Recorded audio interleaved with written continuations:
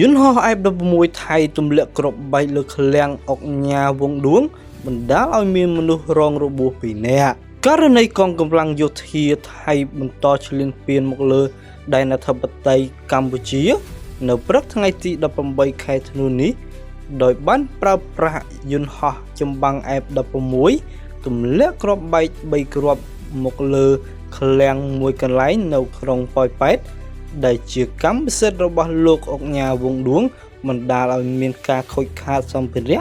និងមានមនុស្សរងរបួសស្រាល2នាក់នេះបើតាមអ្នកនាំពាក្យរងក្រសួងមហាផ្ទៃ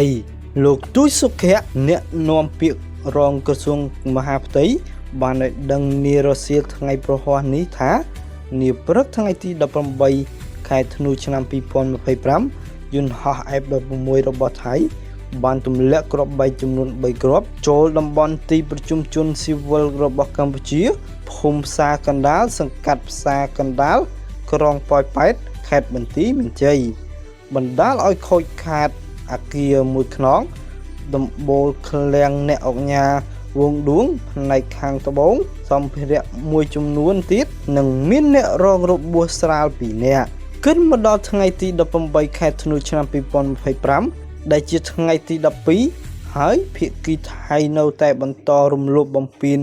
លើបទច្បាញ់និងសេចក្តីថ្លែងការណ៍រួមស្តីពីកិច្ចព្រមព្រៀងសន្តិភាពរវាងកម្ពុជាថៃដែលភាគីកម្ពុជានិងភាគីថៃបានចុះហត្ថលេខាកាលពីថ្ងៃទី26ខែតុលាឆ្នាំ2025នៅថ្ងៃទី18ខែធ្នូនេះយោធាថៃបានប្រើប្រាស់យន្តហោះចម្បាំង F16 ទម្លាក់គ្រាប់បែកក្នុងភូមិសាស្ត្រភ្នំខ្មោចនាវេលាម៉ោង 9:51 នាទីនិងម៉ោង 17 នាទីយោធាថៃបានប្រើប្រាស់យន្តហោះចម្បាំង F16